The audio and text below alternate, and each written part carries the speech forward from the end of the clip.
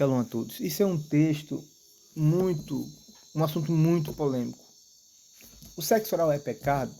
Pastor, o sexo oral é pecado? É uma pergunta muito corriqueira. E alguns pregadores como Cláudio Duarte, Silas Malafaia, Pastor Paulo Júnior da Igreja Batista, Defesa do Evangelho, eles dizem que isso é permitido quando há um consentimento mútuo. Sabe por que eles falam isso? Porque eles praticam isso. É porque eles praticam isso, não tenha dúvida disso. Então eles procuram um texto para que eles possam se encaixar e para que eles possam ter base de cometer esse tipo de sexo. Mas o que a Escritura diz em relação a isso?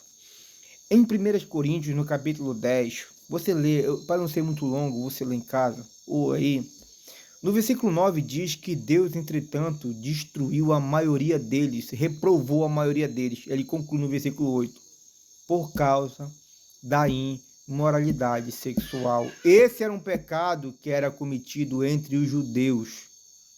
E por causa desse pecado, a maioria deles, isso quer dizer que é muito mais do que a metade. Isso quer dizer que é muito mais do que... É quase 80%, em algumas interpretações chega a ser mais 90%. A maioria deles. Não é minoria, não é a metade, é a maioria deles se perderam por conta da imoralidade sexual. Então isso é sabido nosso hoje. No livro de Hebreus, no capítulo 13, esse é um texto que nós temos que ter muito cuidado. Ele fala o seguinte, o escritor de Hebreus: digno de honra seja o casamento entre todas as testemunhas, bem como a pureza no leito. Ou seja, a tua cama ela tem que ser pura. A tua cama não tem que ter mácula, não tem que ter mancha. A tua cama, é isso que ele está falando aqui, não tem que ter impureza, tem que ser puro. Mas o que impureza é essa, escritor?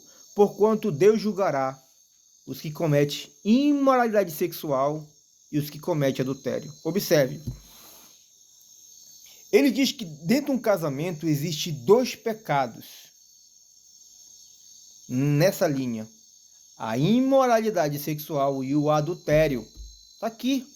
A imoralidade e o adultério. Isso é uma conjunção aditiva, de soma. Isso está somando. São duas coisas. É a imoralidade sexual e o adultério. Para concluir, para ser bem breve. Vários pecados estão incluídos dentro da imoralidade sexual. Ou seja, a prostituição está dentro da imoralidade sexual. A prostituição, o adultério está. Porém, a imoralidade sexual, ela não é prostituição. Ela não é prostituição. Ela pode até, ela está dentro, como se fosse um conjunto, ela está dentro, mas ela não é. Por quê? Eu vou explicar para vocês por quê não é prostituição. Imoralidade sexual. A prostituição, ela é imoralidade sexual. Assim como, um exemplo, como se fosse o adultério e a fornicação. São pecados que têm a mesma linhagem. Mas só comete adultério quem é casado. O casado não comete prostituição. Por que eu estou falando isso? Porque os pastores pegam o texto que eu quero ler com vocês aqui em Tessalonicenses, 1 Tessalonicenses. É por isso que eu estou falando. Porque não tem sentido quando Paulo escreve aqui no capítulo 4, se nós colocarmos como prostituição. É por isso que eu leio aqui o texto original, que é na King James, que é o mais próximo do original. Ele fala no versículo 3 do capítulo 4 de 1 Tessalonicenses: a vontade de Deus é a vossa santificação. Por isso, afastai-vos da imoralidade sexual. Existem algumas bíblias que falam prostituição, eu preciso dizer isso. E alguns se ancoram aqui. Fala sobre prostituição. Então, isso aqui é para que a pessoa se case e não cometa prostituição. Isso não é verdade. Porque no versículo 4, ele fala o seguinte, ele fala aqui sobre imoralidade sexual, e no 4 ele fala o seguinte: e cada um de vós saiba viver com seu próprio cônjuge, com seu esposo, com a sua esposa. Você que é casado, saiba conviver com seu cônjuge em santidade e honra. Um casal, ele não vai cometer prostituição. E não comete. Ele comete adultério ou imoralidade sexual. É por isso que a prática de prostituição não cabe aqui. Não vai caber nunca. É lógico. Porque a prostituição só comete quem não é casado. E aqui ele fala sobre o cônjuge. Então a prática que ele está levando aqui é bem real. O texto ele diz que é imoralidade sexual. Ele está falando que dentro do casamento existe o pecado da imoralidade sexual e existe o pecado do adultério. Agora observe. E que cada um sabe usar o seu cônjuge. Então a prova de que ele está falando aqui, a prática desse pecado não pode ser prostituição ou imoralidade sexual. Perfeito. Agora concluindo 5. E não dominados de paixões e desejos descontrolados. Ou seja, ele diz que a imoralidade sexual são aqueles que são dominados de paixões e desejos carnais descontrolados. Não consegue, eu não consigo me controlar. São desejos descontrolados.